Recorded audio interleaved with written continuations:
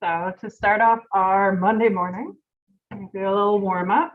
So what we're going to start by doing is thinking about heat exhaustion, as we know that temperature is one of the things that's homeostatically controlled, right? It's important to keep body temperature regular in a normal range. So we do see problems when we go outside the normal range of our body temperature, and heat exhaustion, heat stroke are one of the things that can happen. So I'm going to link that in to our understanding of what regulated variables look like. We're going to draw a quick graph. So I'm going to put a set point on it. I'm going to label what our regulated variable is. We're going to look at our error signal. And when you're drawing your graph, go ahead and compare with your neighbor. Make sure you got something vaguely similar with it.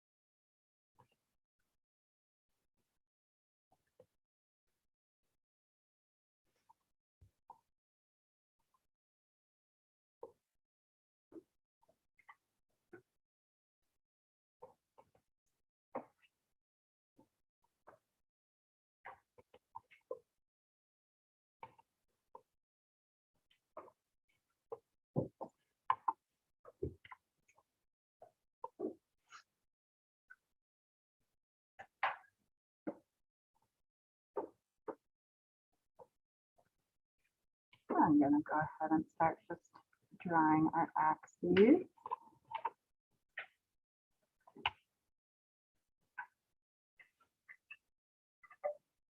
So who wants to tell me what we think is on the x-axis or the y-axis? Pick an axis, any axis.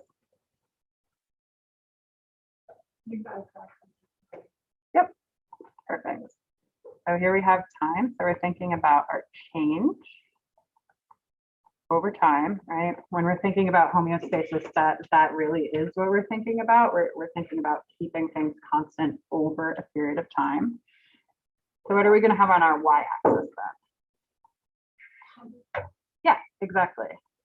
So temperature is our what? What would be our vocabulary term that we're going to apply to temperature here? Yep, temperature is going to be our regulated variable.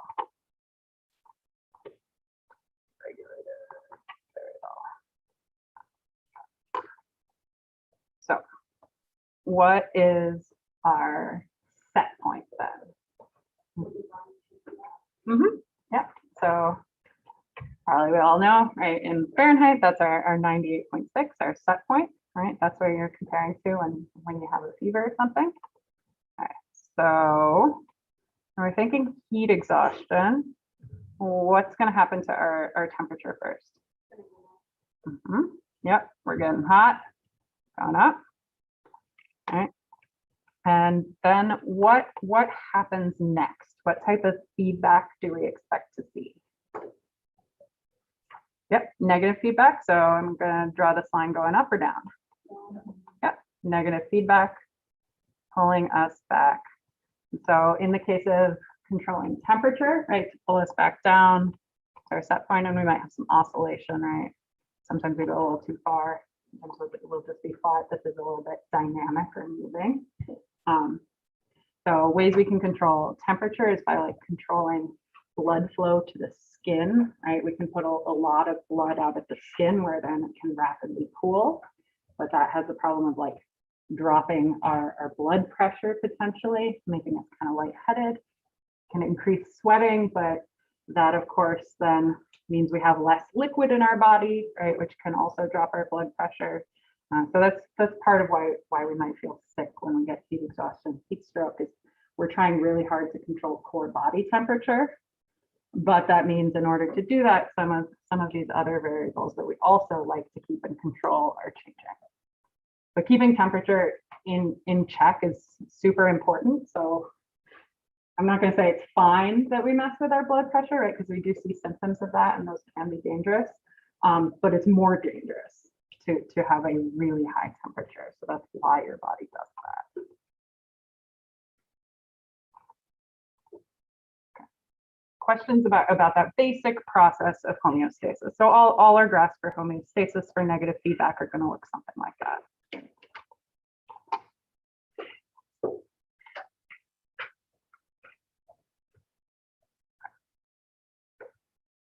So when we left off, we were talking a little bit about the mechanisms that control homeostasis. Right now that we understand this process of negative feedback, I want to think about what parts of your body actually do that.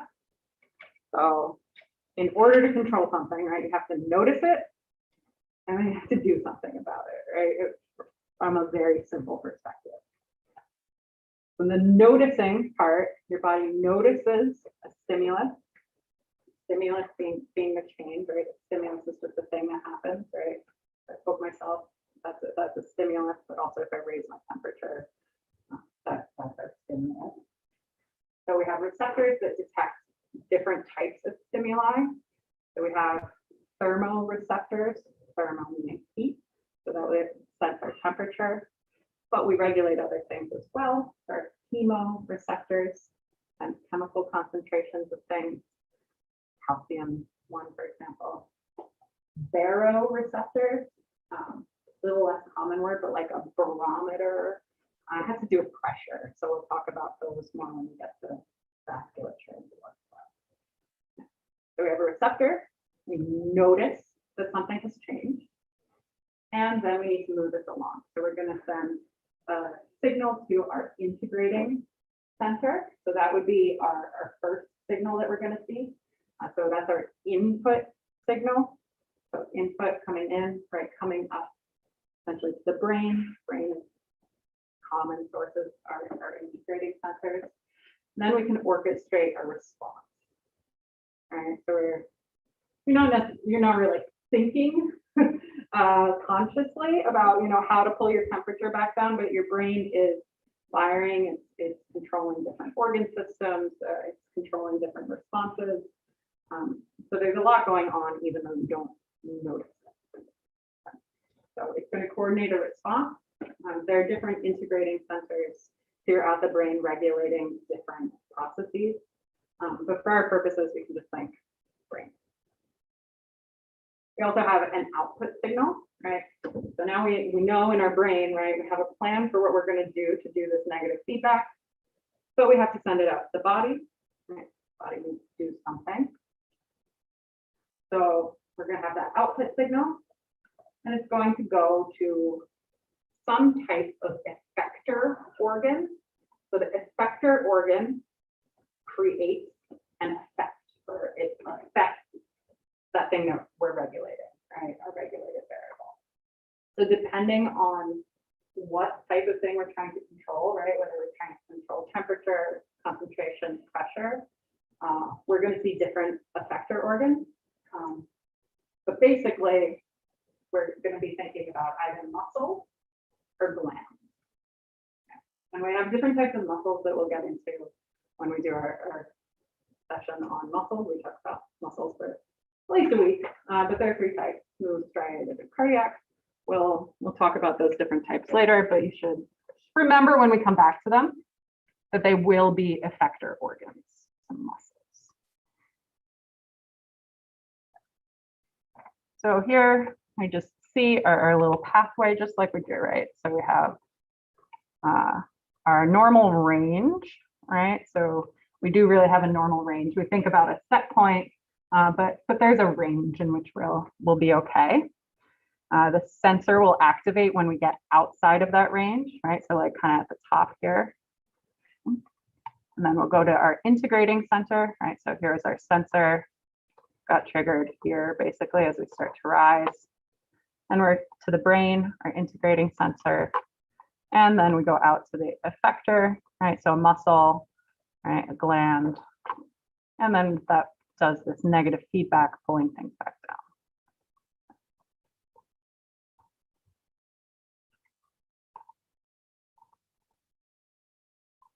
So we have a number of slides describing this negative feedback loop further. Does anybody have any overall questions of the idea of negative feedback loops and how this works? I know this is kind of a wall of text, but it's our goal is really to just understand the concept. Okay. So yeah.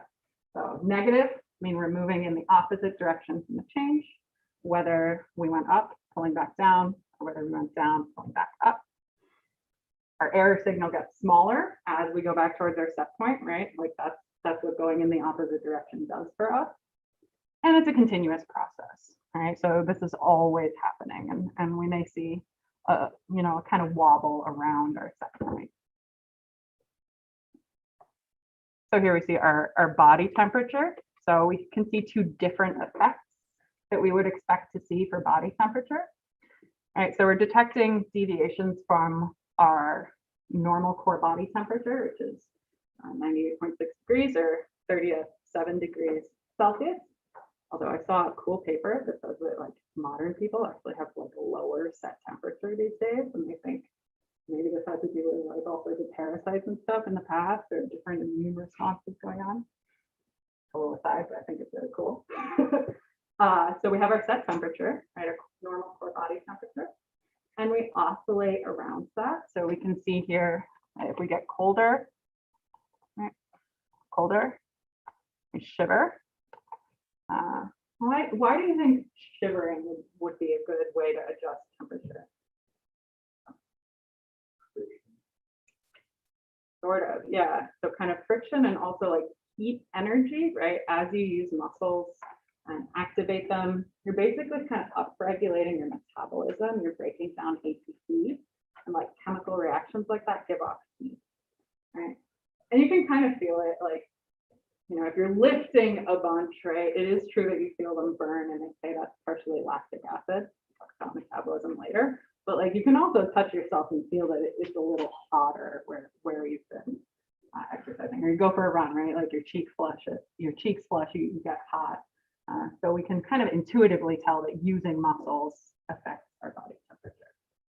Okay. So if we go low, we have a shiver. This is our negative feedback loop bringing us back up here. Maybe we overshoot, now we sweat. Sweat increases evaporation. So it is actually very helpful for your cooling when you sweat, because physically the water of the sweat turning into water vapor in the air draws heat away from your body. So that drops you back down, and so on and so forth in this normal range.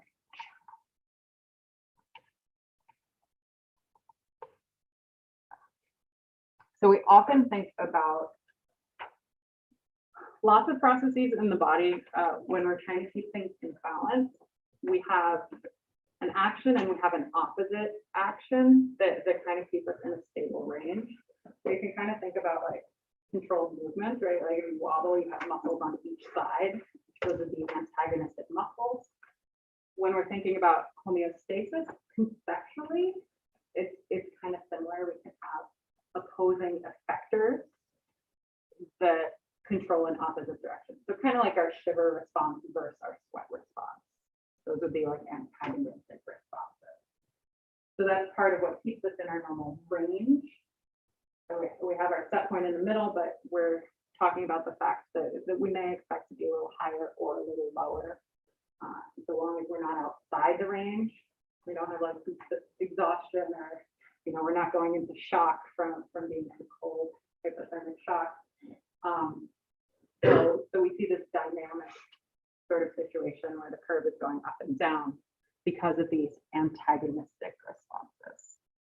And we would see these with other types of regulation as well, like glucose levels, blood pH. They're just they require a little more background about the processes involved. So for just understanding the basic idea, things like temperature that we experience in everyday life are helpful to think about. So we've already seen one or two of these, but your book will have a lot of charts like these.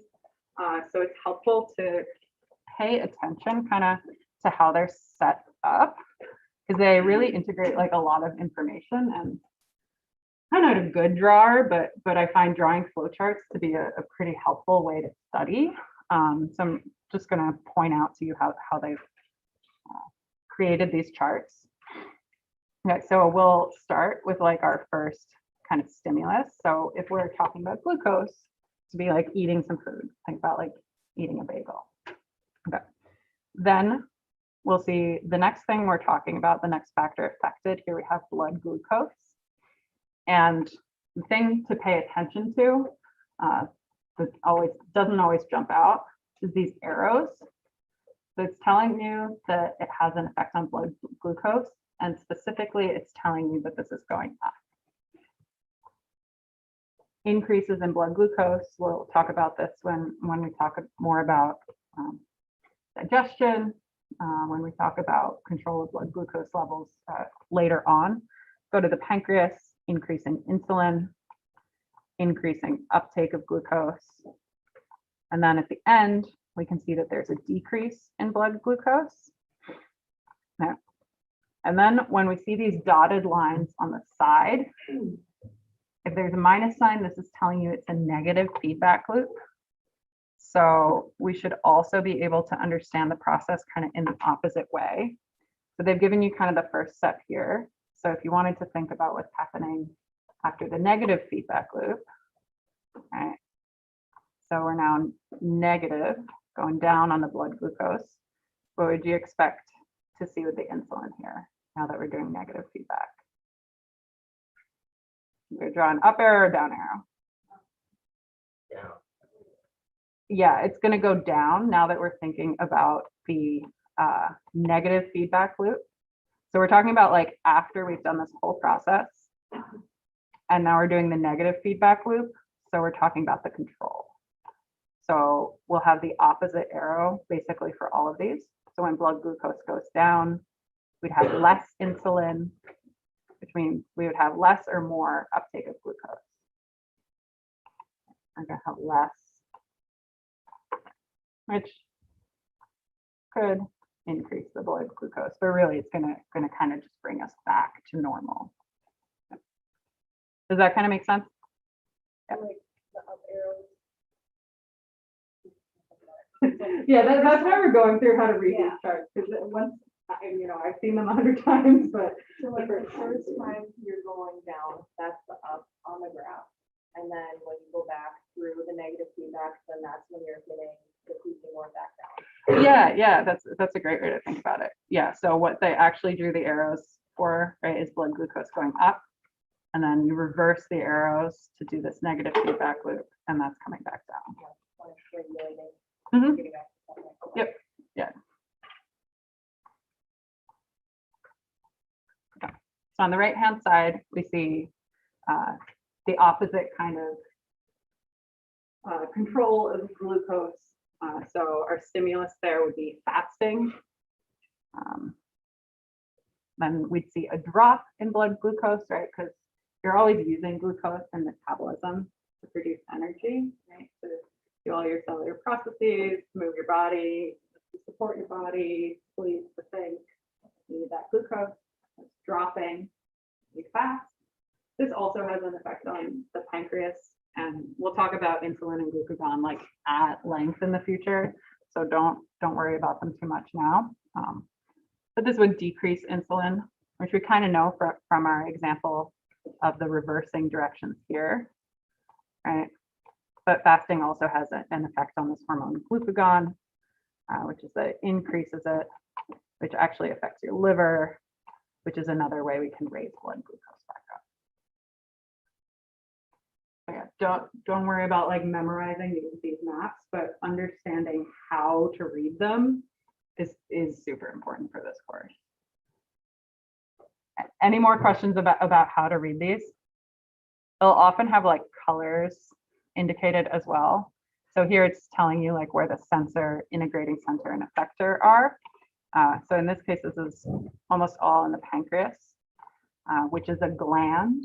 So that glandular part is creating our effect with insulin. But usually there's a key for these colors as well. Possibly I cut it off, but like this pink is probably stimulus. Yeah.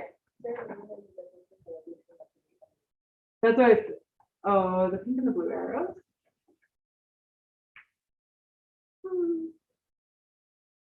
To hazard a guess, it would just be like the effect on the thing that we're regulating here. You know, I mean, notice that they're both on the glucose. And then all that stuff in blue is about the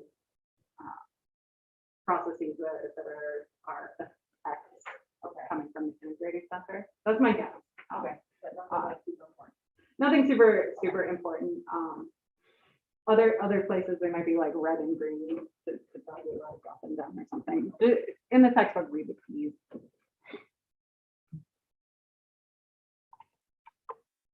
But yeah, the arrows are easy to miss, but these don't make any sense without the arrows. That's the key point. So negative feedback is the sort of oscillation curve that we expect to see. Okay. But positive feedback does exist in a couple places. So blood clotting and uterine contractions in childbirth. And contractions get harder and harder and harder until the baby is born. So we would expect positive feedback to go kind of like that. And if we saw it in a chart in your textbook, right, they'd have the boxes, you know, they'd have their arrows, they'd have their colors, whatever. And then it would be demonstrated by like a dotted line, but next to it, it would say positive feedback or, you know, a plus sign either way. And in that case, what do you think you would do to like the arrows say? Like, say this increases this, increases this, increases this originally. Yeah, they would keep increasing and they get like, I don't know if they'd change the size in the book, but like in your mind, you would expect this effect to be getting bigger and bigger and bigger. What's the woman that has the baby? Does it definitely negative feedback? Yeah, exactly. Yeah, positive feedback loops are pretty much always there's a negative feedback at some point. And usually there's like some type of trigger at the end, right? Like maybe some hormone level changes, something like that triggers the switch. But they're always going to be kind of paired, right? Because you just wouldn't want to keep having worse and worse contractions for your whole life, right? Like that would be awful, not sustainable. Would it stay on the diagram, like giving it cutoff and what the negative feedback would be? Yeah, usually they put like a second one, or sometimes you'll see like two dotted things, like, you know, it'll be one dotted thing is negative and one is positive. Okay. It can get more complex, but yeah.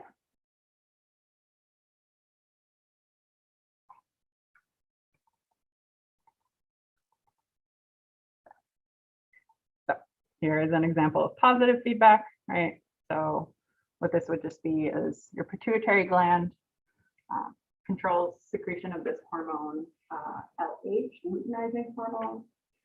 This causes your ovaries to increase estrogen secretion.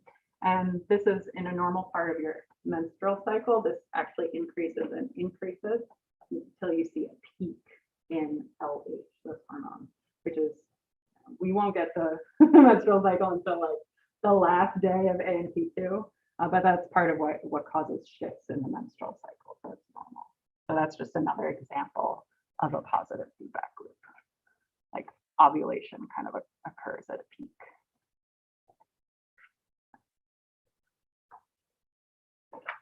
So when we think about regulation, process is going to be similar no matter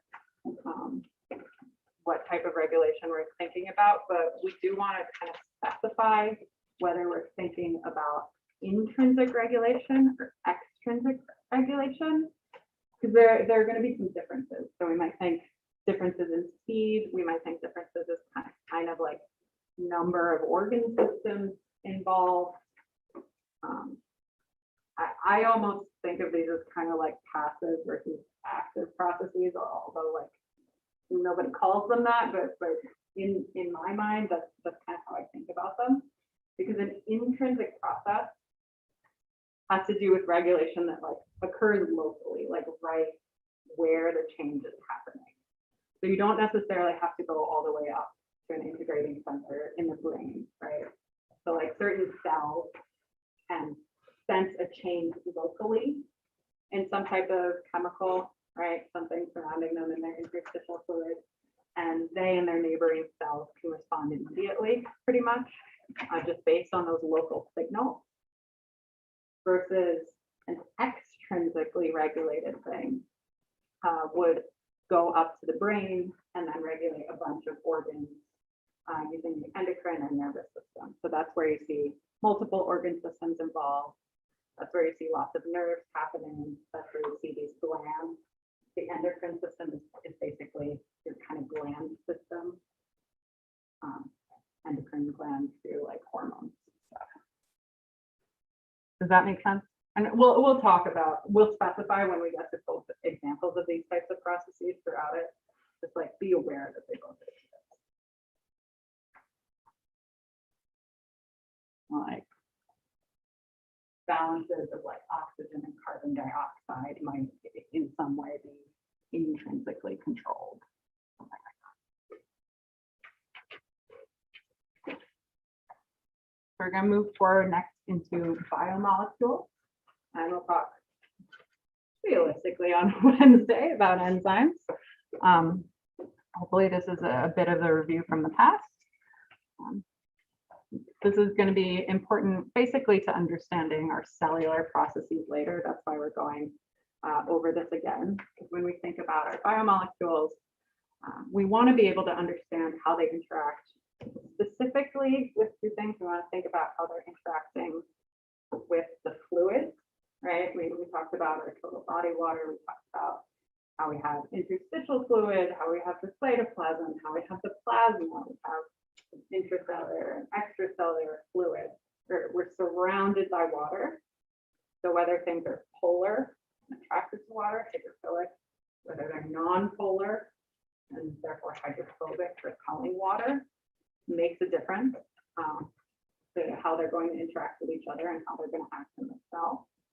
The other thing we're going to want to keep in careful mind is how they interact with membranes. Cells have membranes. Your body is a big bunch of cells. So those membranes are going to be controlling what can go where, which is very important for physiology.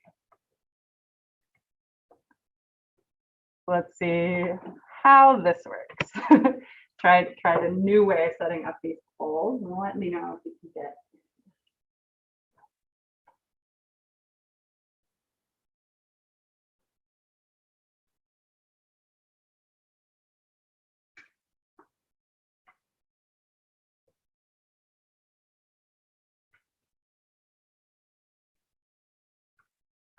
Cool. Some results coming in.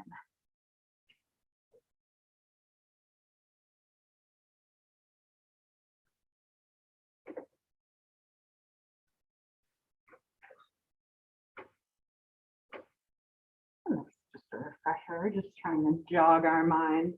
And if this class can be overwhelming in the amount of material, but at least for this first exam, you have seen some of this stuff before. So hopefully we can jog our memories relatively quickly.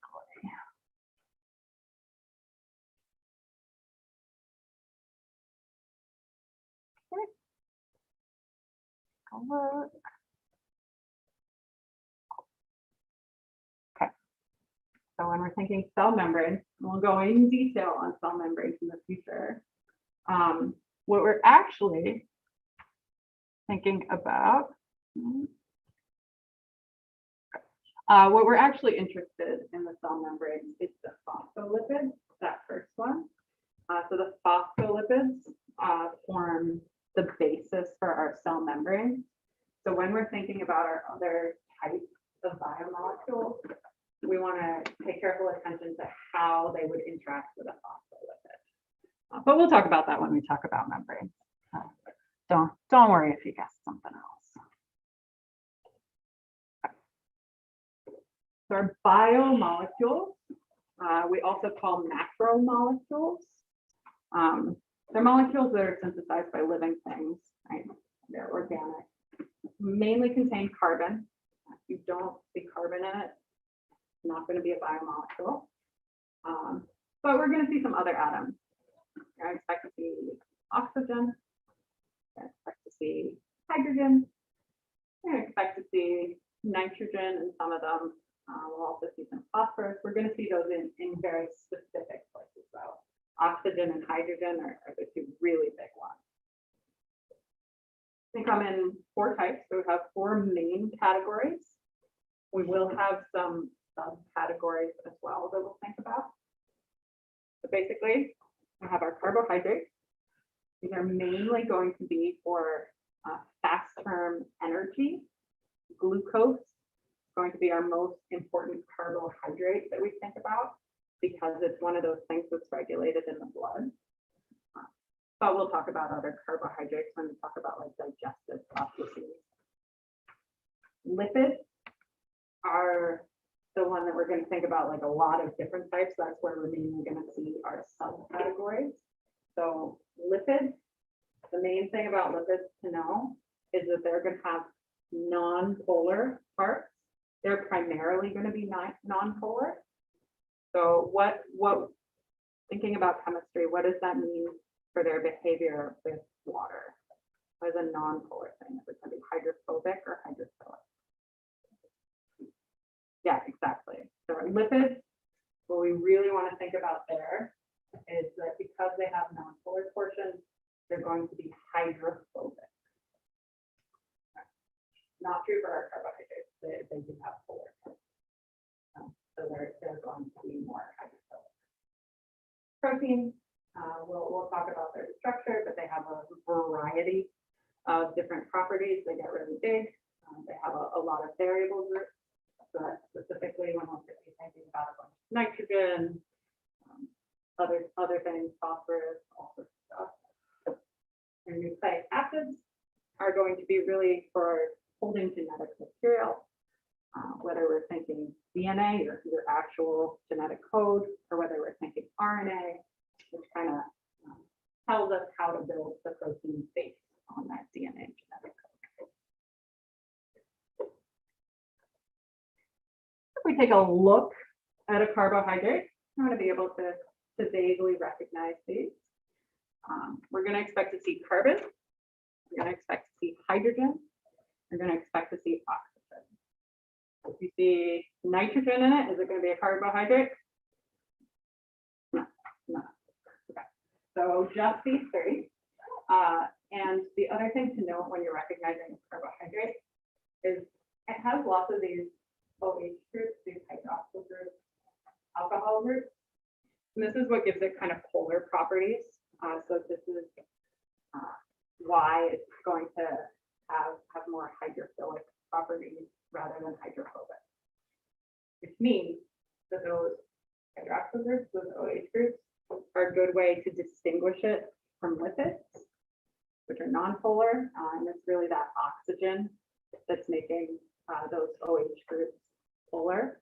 So when you look at a lipid, you'll see an occasional oxygen, but when you see these carbohydrates, you won't see them all over the place.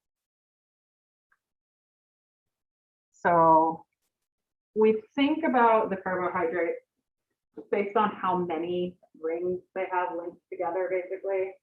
A monosaccharide is just one. So here we have our glucose, our fructose, and our galactose. If we have two, di means two. Saccharide is referring to like a sugar. So two sugars fused together is a disaccharide. So sucrose, table sugar, is a glucose monomer. That one, plus a fructose monomer. This one, fructose is like fruit sugar. Lactose, which is what's in milk, is a galactose linked up with a glucose. And then we have our big carbohydrates, which are often for like storage. So storage of kind of these, usually glucose monomers, storing glucose for later. So here's the glycogen, this big branchy set of glucose rings over there. Poly means many. Saccharide, so many sugars. So a polysaccharide is a bunch of sugars linked together.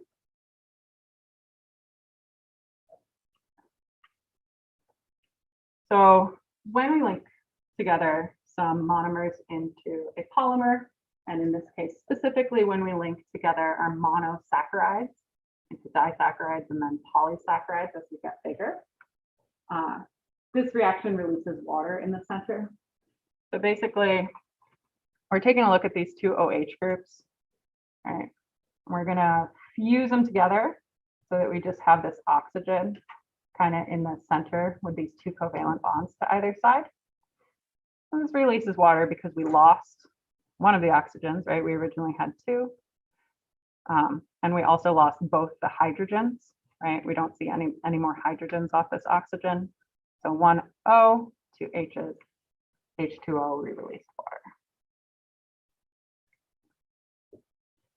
If we're splitting them up, we go the opposite way. So we release water to fuse them together. We put in water, they break apart, right? Like you can stir sugar into especially hot water, right? And it dissolves. Sugar is that sucrose, you might be splitting it up. And it has those polar groups, so it's sort of hydrophilic, so that also helps it in the water.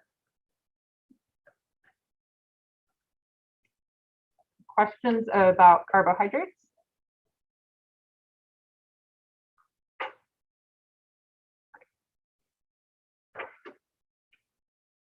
Okay.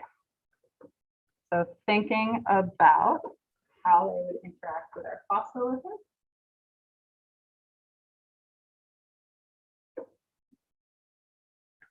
Could they cross a phospholipid bilayer?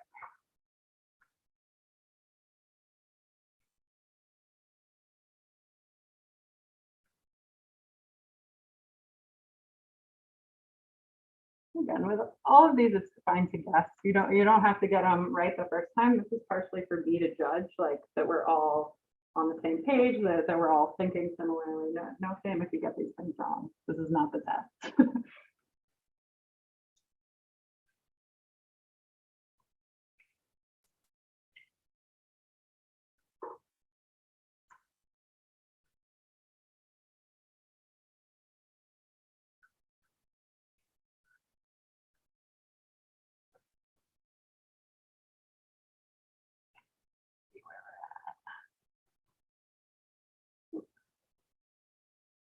Okay. So those carbohydrates, we'll start with the first part, the polar versus non-polar part. So those carbohydrates have those hydroxyl groups, those OH groups, which does make them polar. Okay. So they're going to be polar. So we got that first part mostly right. The second part, though, about the phospholipid bilayer, we haven't gotten to the phospholipid bilayer yet. And this does come with caveats, but they can't go directly across the phospholipid bilayer. They're kind of going to bounce off this non-polar region in membrane. However, they can cross it if we have a protein that they can go through. So we will talk about that. So it's not that you can't ever get glucose into a cell, which I think might be why you guys were picking that last one, right? We can get it in there, but we're going to need transporters.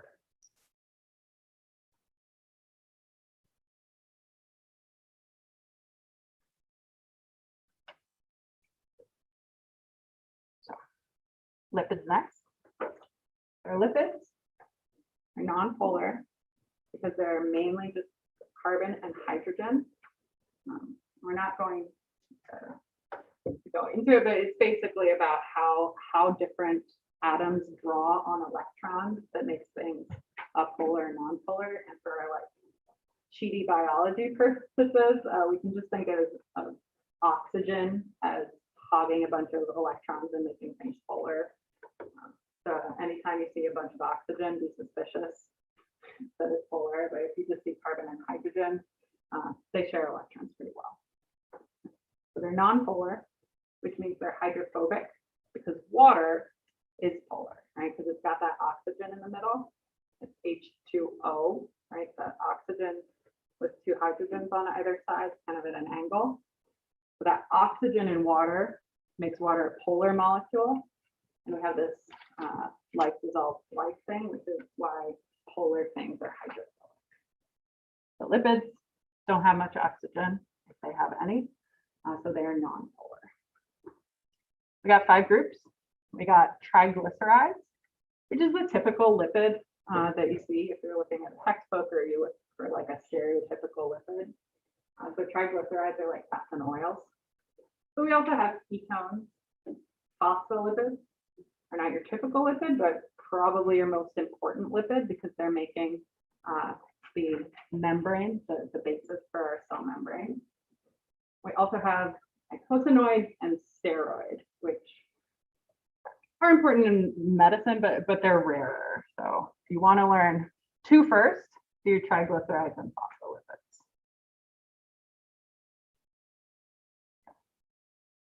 So triglyceride is a glycerol backbone. So this is the one place basically where you're going to see oxygen in this lipid. All right, so glycerol backbone and 3 fatty acid tails.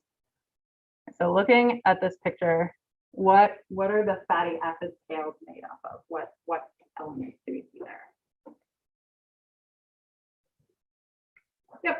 Carbon and hydrogen. Yep, just tons of carbon and hydrogen. That's how you know this is a lipid, carbon and hydrogen everywhere. So whenever you see us refer to fatty acids, which we will see in our phospholipids as well, we're just talking about these long carbon hydrogen chains. So this long carbon acid chain, they're saturated and unsaturated, which can be trans or cis. All that refers to is basically how many hydrogens there are. So when we say something is saturated, what do you think that means? Do you think it means it has lots of hydrogen or not very much hydrogen? Yeah, a saturated fatty acid has as much hydrogen as it can fit. And carbon can accept 4 bonds in a chain, right? We have a carbon backbone, so we have carbon bound to 2 carbon on either side.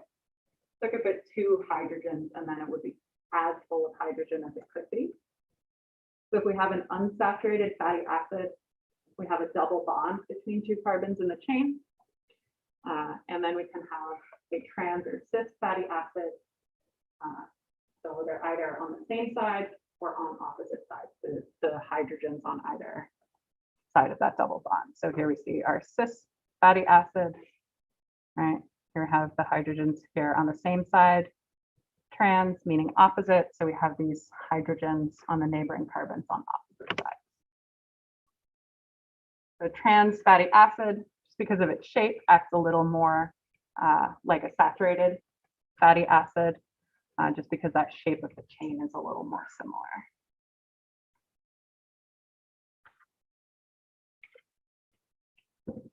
So something that we talk about when we talk about like diets a lot are ketones. Realistically, it's probably the only time we're going to see ketones in this course, but they are interesting when you move forward and you think about diabetes, you think about nutrition, you think about like actual behaviors people have in life. So ketones are technically lipids, and they happen when we break down triglycerides. So when we break down a triglyceride, we free a bunch of fatty acids. They move into the blood. And some of them get converted by the liver into this structure called a ketone. So you can see the ketone on the bottom there. But it looks a little less like a lipid, so this is part of why we're emphasizing right now that they are lipids.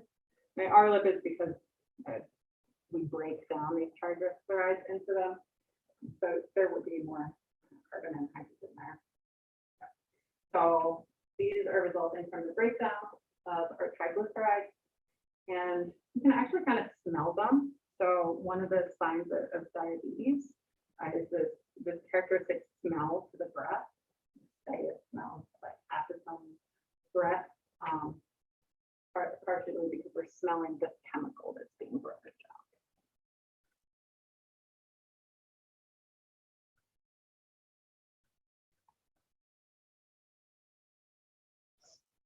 And next, we're going to talk about these phospholipids, which we'll see again. we'll see much more when we talk more about membrane. But the key special feature of a phospholipid is that it is a lipid, so it does have a non-polar part, but it also has a polar head, so it's kind of combined. It's still a lipid because it has a bunch of fat. Specifically, it has 2 fatty acid chains, but because it also has this polar group, it's empathic, meaning it has both polar and non-polar parts. So it can act as both hydrophobic and hydrophilic, depending on which part of the phospholipid we're talking about. And that's actually part of what leads to the structure of our membrane. So here we have our picture of a phospholipid. So the polar part, this hydrophilic head, and then the hydrophobic part, these non-polar fatty acid tails. And zigzag is our fatty acid, which would, be carbon and hydrogen like on the triglyceride.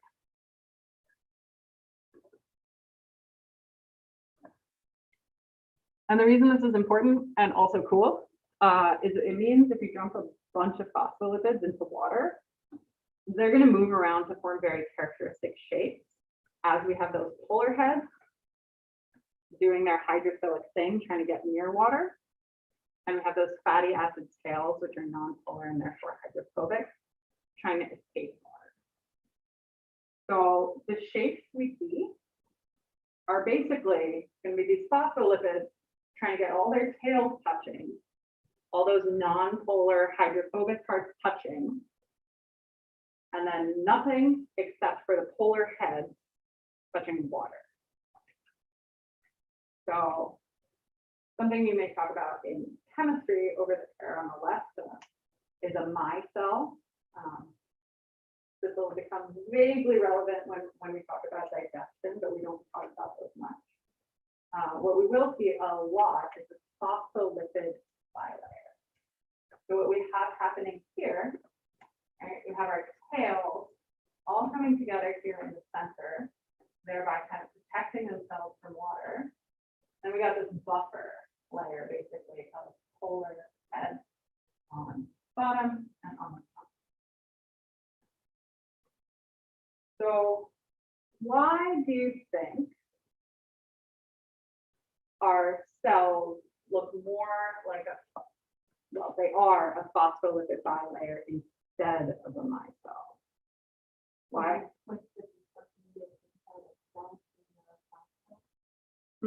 Yeah, they're small, but what would happen if you put a bunch of cytoplasm here? Say you just smash out big. What's in the cytoplasm? Water. So how would those hydrophobic cells feel about that? They want to get away from it. Not good. Yeah, they hate it. So part of the reason we need a bilayer specifically is because we have water inside the cell and outside the cell, right? We have intracellular fluid and extracellular fluid. So because we only have one layer, or if they were arranged in any different orientation, like let's say these were flipped over, right, we'd end up with hydrophobic tails touching water in the intracellular or extracellular environment, which a phospholipid does not want to do. So that's why we have this characteristic. I think that is our time, and while I would love to keep talking to you guys forever, I know you have places to be. So I'm gonna hang around for questions, but we'll pick up here on Wednesday.